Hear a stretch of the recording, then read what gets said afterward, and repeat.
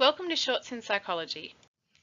As previously discussed, an attitude refers to a set of emotions, beliefs and behaviours toward a particular object, person, thing or event.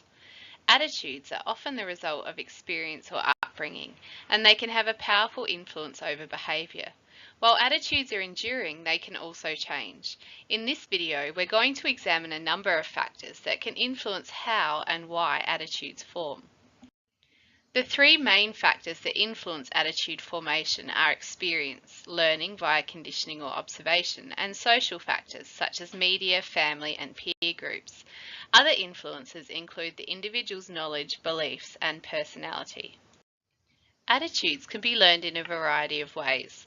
Classical conditioning is learning via association, where pairing neutral stimuli with a salient response results in an attitude.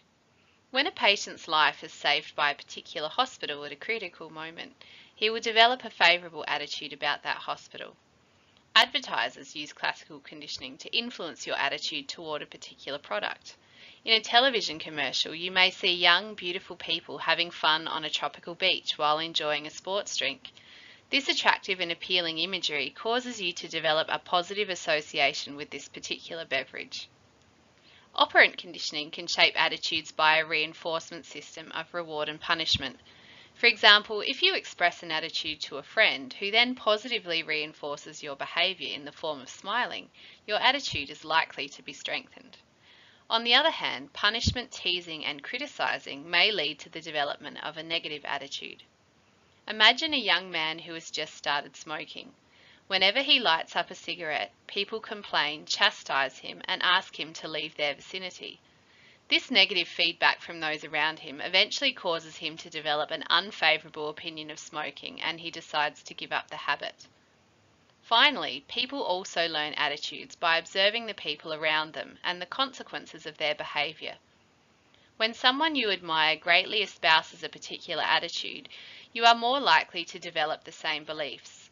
For example, children spend a great deal of time observing the attitudes of their parents and usually begin to demonstrate similar outlooks.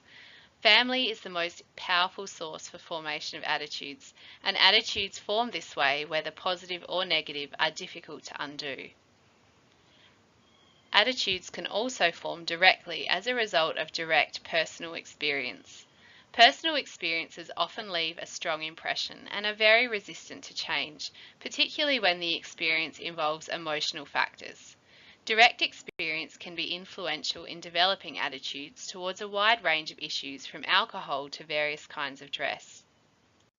While family is probably the most powerful source of influence in attitude formation, other people an individual comes into contact with, including peers, will also indirectly influence attitude formation.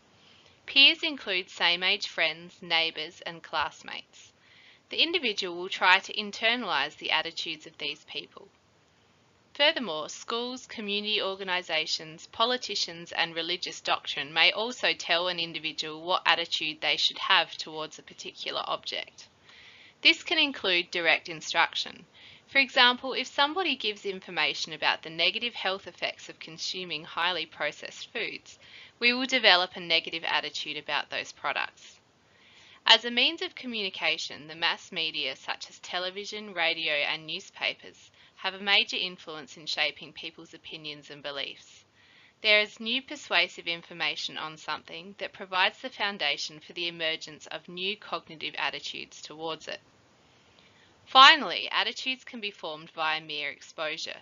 This is the tendency to develop more positive feelings towards objects and individuals the more we are exposed to them. No action or interaction with the object is required, and we do not need to possess or even develop any explicit beliefs about the object. A good example of mere exposure is frequently hearing a song on the radio and eventually deciding you love the song. In summary, attitudes can be formed via learning, direct and indirect experiences, with social influences such as family and media being powerful influences. Thanks for listening.